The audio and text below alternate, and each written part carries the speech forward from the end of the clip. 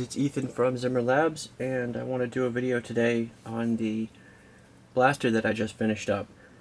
This was a lot of fun and is kind of a departure for me. As you guys know, I mostly just do lightsabers, but in the beginning that was not the intention, and it seems like I've kind of gone that way lately, but that's, I think, just a reflection of the fact that that's what customers are ordering.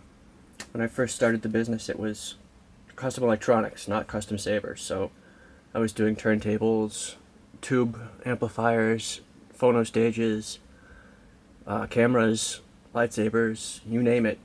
So it was nice to have a chance to kind of get back to my roots and do something a little different.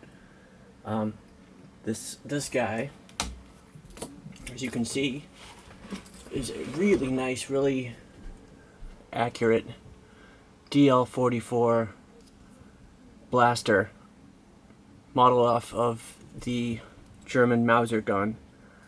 We'll get into this in a second, but the backstory with this, I was at Best Buy doing some Christmas shopping, and I was just poking around in the toy section because ever since Toys R Us closed, there really isn't anywhere for me to go if I just, on a whim decide I need a new Transformer or something. There's no nostalgic toy stores anymore, so much to say. So when I find the little occasional toy spot at Best Buy, I always check out what they got. And when I was there, they had, I think it was Hasbro, a Black Series, white and black Stormtrooper blaster. It was about that big, probably 1.5 to 2 feet long. I don't think it was battery powered, but it definitely shot Nerf balls, and it looked good. It looked the part. It was plastic, but I thought, hey, it's $100 and I can take it apart, cover up all the screw holes, give it a nice paint job, and then do some weathering to it and make it really look the part, and then maybe put some sounds and some lights into it and turn it into a really cool blaster. And it actually looked just like a blaster I had when I was a little kid that, who knows what happened to. It was like my all-time favorite toy gun that I had, and it's just long gone, and who knows where or why. But I decided before I left that before I just jumped on it and bought it, I was going to check out and see what the other options were, because I wasn't really sold on the fact that it was plastic. So I did some research when I got home on the web, and I found this company here called AW Customs, who are out of Thailand, and to my surprise, they make a really beautiful, all metal, all functional, 100%, not 100%, but fully functional airsoft gas-powered blaster that has a functional scope on it. Doesn't have magnification, but it is a functional scope with full accurate, firing mechanisms and everything, and weighted really terrific. And I just immediately was sold. I was like, this is the guy. I'm gonna get this one, and I'm gonna soup it up and see what I can do with it. So that was immediately the project. And to tell you the truth, it wasn't really hard. There's not so much you can do with these compared to building a lightsaber, where you can really go crazy and put all sorts of stuff in there, but I was able to put quite a bit of interesting stuff in here. So let's go through it real quick. How it works: you've got your airsoft magazine, and that just slides up in here. Your magazine release is here, slides right out. As you can see, it's already preloaded with plastic airsoft BBs. And down here is your gas refill valve. And this guy runs on green gas, red gas, or black gas, depending on where you're going to be using it, what the temperature is going to be, and all that stuff. But the good news for everyone who is into this kind of thing, green gas is propane. That's all it is. They take out the smell, because I don't know if you guys know, but if you have ever smelled propane before, it smells like a herd of rhinoceroses are in your backyard farting, so it's pretty foul. But aside for the smell, it's really a non-issue. And this is a $3 or $4 can of propane right here, with I think it was a $6 or $7 little tip valve kit. It's called Gun Gas. Got it off Amazon. Comes with your valve, your lubrication oil, and a duster adapter, which could actually double as a second valve in case you break this one. So, you know, $6 or $7 plus $3 for 16 ounces of gas, which lasts a long time. I can probably refill these magazines 100 times each, and you're good to go. You just need to buy some airsoft BBs. The other thing I got is I picked up a second magazine that is double capacity. As you can see, this guy holds something around 14 or 15 shots. This guy holds like 26 to 30. And you know, it's worth having two, just so you can load them both up and have it ready to rock. You can also pre-fill the gas with these, and they will stay full. They don't leak. They're really well made. You can keep these loaded, ready to go with BBs and gas for days, weeks, months even, and when you're ready to use them, they'll work. So before we get into the actual shooting of it and the mechanics of it, I want to run through what I did with you guys as far as the electronics. So the idea here was to add lights and sounds, and I wanted to use the Proffieboard because it's very small, but also incredibly feature packed. So what I did was I installed a 27mm speaker, a small lithium battery pack in the Proffieboard. This is your little tiny kill key that I just dropped, and it goes right in the back side of the handle here, right there where the recharge port is. So that's where you plug it in to recharge the battery. And this is a secondary switch that I added on. It's a pressure switch, standard pressure switch that you'd see on field rifles, BB guns, pellet guns. Basically just something you can squeeze when you're holding the handle. That's your main on button. So now she's on. Turn back off. Back on. And trigger is your secondary button for firing.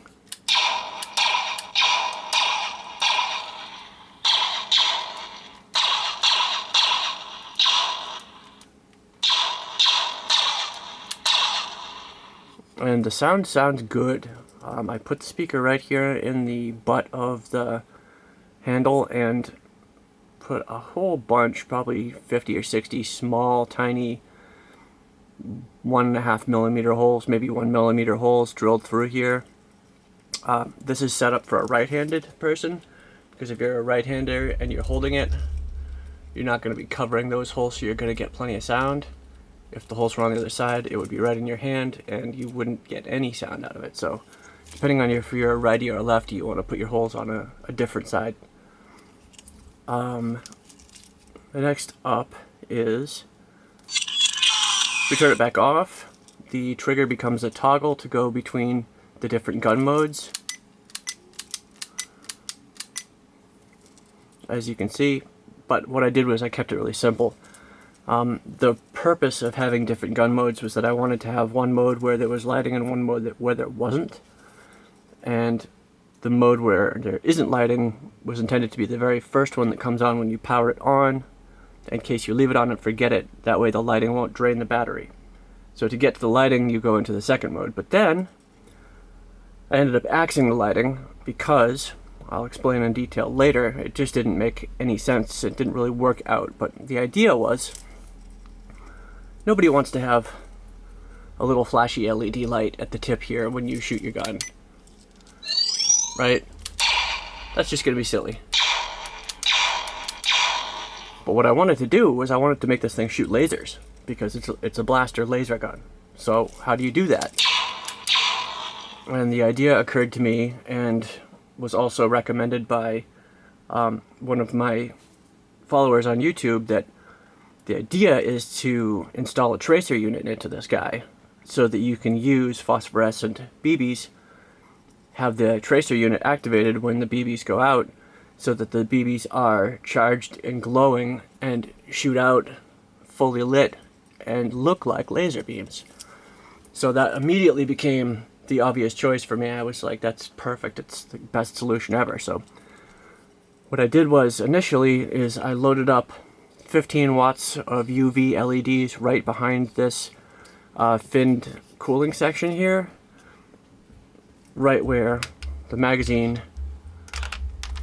goes right in, and the BBs face those lights, so that when you load that up and you turn it on, the LEDs came on and they immediately started charging up the BBs. The problem is, it worked, but not great. And the reason why is because the charge, the phosphorescent glow on the BBs only lasts about 2 seconds or so. So as soon as they're away from the UV light, you only get about 2 seconds before they decay back to no glow. And the lighting was down sufficiently so that about the 4th or 5th BB from what was going to be actually up here in the hopper, those were the ones that were charged. So by the time they got up to here and into the hopper and shot out, they had lost at least half, if not 75% of the charge. So the concept worked, just not nearly as bright as I wanted it to be. So I axed those UV lights, canned them, pulled them back out, and decided I wanted to put the tracer unit up here in the actual barrel. And if you're looking at this thing, I mean, it seems pretty obvious to me there's only one real place if you're going to put a tracer unit in the barrel. It's going right there in this big honkin' chunky section. The other option would be to put it right here in the hop up section, but it's not much room in there. The idea is you want to keep the wiring to a minimal for something like this. There are wires running through this gun to go to the electronics, the battery, the speaker, the recharge port. But you want to keep the wiring to an absolute minimum, because the whole gun itself is full of working mechanical pieces that are sliding, spring-loaded, lubricated, oiled. And if you start jamming wires in there, the gun isn't going to work right. It's going to jam up or just not work at all. So the trick is, A, to use incredibly small wire. I think I used 40 or 42 gauge. And to keep it to an absolute bare minimum, and to try to find or create little micro channels to run the wiring in so that it's not getting in the way of anything or getting snagged on anything, because the wire will break or the gun will jam or whatever. So obviously, if you want to put your tracer unit up in this section or this section, that means wiring has to run all the way straight through the gun, which means you're going to run into so many problems it's not even worth trying. So what I did was, instead of having the Proffieboard running the UV lighting, I get a secondary UV lighting running on its own power supply and running off its own electronics, loaded up inside of the barrel here. I'll show you guys real quick how that works. There are 2 small set screws, just a half turn each is enough to unlock the barrel. Slide that off, remove it, and there she is. As you can see, that's your battery pack. And then there are 3 UV LEDs there and 3 UV LEDs there, and they shine right into the barrel of the gun. This brass barrel right here has holes dremelled out of it, so the lighting shines up and through right there. And there's a little motion sensor that detects the passage of the pellet going through here. So right as it hits here, these UV LEDs kick on, charge up the BB, supercharge the BB right here, and then it's out. And as soon as it's out, it's at full maximum brightness. So the effect is perfect. You get 100% bright, glowing, charged up BB right at the second it fires. And also, you have your recharge port right there. This guy is a separate, like I said, a separate system, so you have to charge this guy up and charge this guy up back here when it needs a recharge. Good news is, though, it doesn't need a charge very often. The battery power pack in the back end of the blaster that powers the audio is, I want to say, an 800 milliamp hour or 1000 milliamp hour. And since it's only doing the audio, which is not a whole lot of audio going on, it doesn't need to be charged very often. And this guy Up here, this battery pack is rated for 20,000 shots.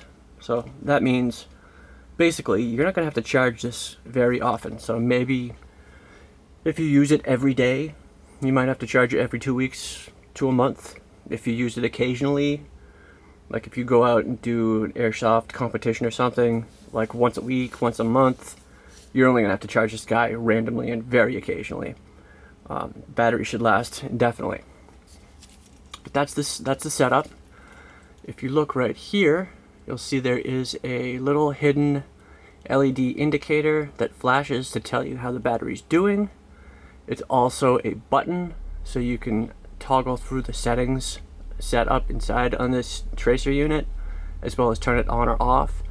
But it also it doesn't shut off, but it goes into a deep sleep mode and is activated by the passage of a BB here. That triggers the motion sensor and brings this guy to life, and it comes on fast enough to hit it with light the first time through. So this guy basically you don't have to worry about, it just does its thing and you can pretty much leave it alone.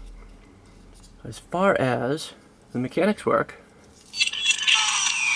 to load this guy up, like I said, insert your magazine, click it in, and then you would be cocking and loading the barrel. That catches up the BB and loads it up. And then the next time you shoot it, the hammer swings and bang, you get shots, and you can do rapid fire from there on because the hammer bounces back using the pressure from the gas. We've got safety here on and safety off, settings for N and R. I don't know what N means, but it stands for single shot. You can shoot it as fast as you pull the trigger. R is for rapid fire, and you basically just hold it down and it's going to empty that clip out as fast as it can. And when they say rapid, they mean rapid. This thing goes brrrr, and like your clip is empty in about 2 seconds max. But you can shoot, I don't know, 30 BBs in a second and a half or two. So the rapid fire is real rapid and real badass. I will show you guys all this stuff in part 2 of this video when I take this outside and let it rip. But that's for later. Next up, scope. As I said, if you look through there, you can see it is a legitimate scope. No magnification, because that would put the price point of this blaster kind of out of range for the people, the target market that they're looking to sell this to. Because this is something that is marketed for and angled towards prop collector enthusiasts, not gunsmiths or gun collectors or anything like that. So the idea here is to keep the price point low enough that your everyday collector can grab one, and if they put magnification into this, it would double the price easily. That being said, it is perfectly suitable for aiming, and even has adjustments to the sight here. If you look through and see the crosshairs, if you click this brass button at the top, brass knob that is, twist it, I think there's 10 steps. The crosshairs go up and down to adjust for distance and maybe wind. I don't know, I'm not a sniper, I wish I was, but fully functional, legit sight and scope. Then there's also this just real world accurate sight adjustment up here. If you were to take this side scope off, this is how you would aim, and based on wind and distance, this guy can be sighted up or down and locked into place. I'll show you guys real quick. Let's take the side scope off. It's a simple couple screws, and this guy slides free.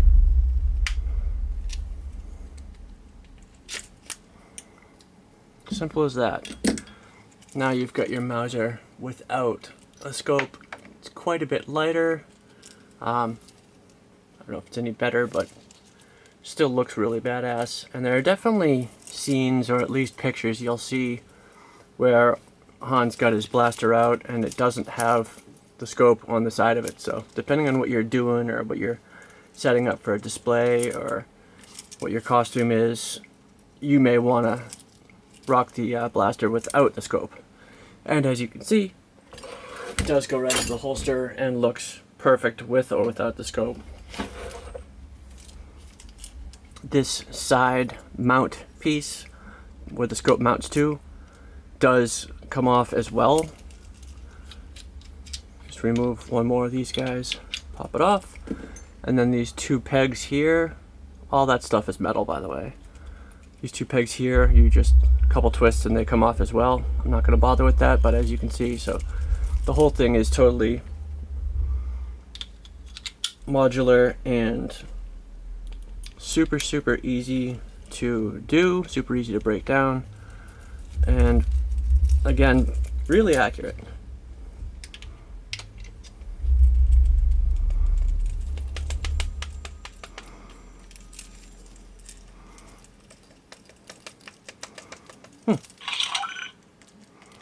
Never actually had any difficulty getting this guy on before. I think there must be a little bit of dust or something inside there.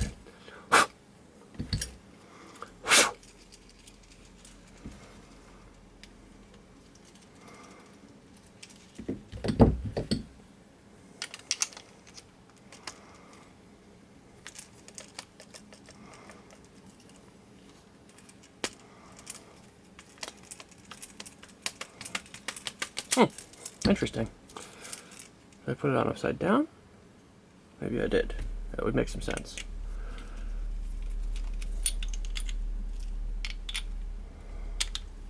Because that typically just goes right on without any issue.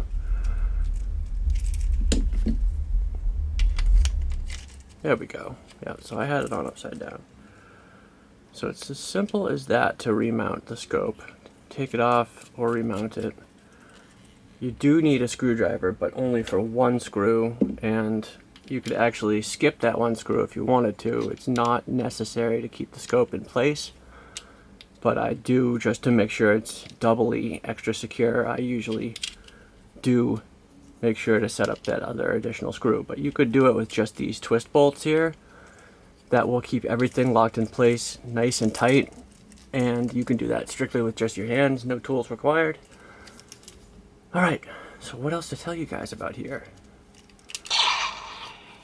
We'll be back for part 2 to display the actual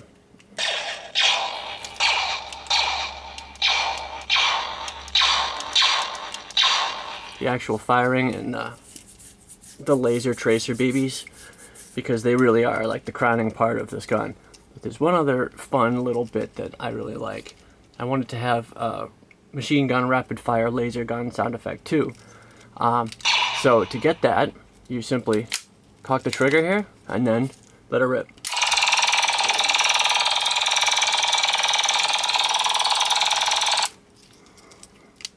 And then back to single blast.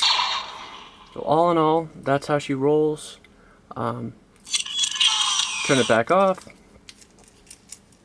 As you can see, I've got a nice leather holster set up for it. This is the Anovos Han Solo holster rig, which is hard to find and not inexpensive, but it's a really nicely made setup. So if you're going all in and you want to do it right, this is really nice. There's another company out there that also makes them, and they're maybe half the price. And in some aspects, it's maybe a better setup than there, but when it comes down to the machining and the little details, the Anovos is quite a bit better. At any rate, so that's what this is, and then all these little doohickeys and greebles I just made myself.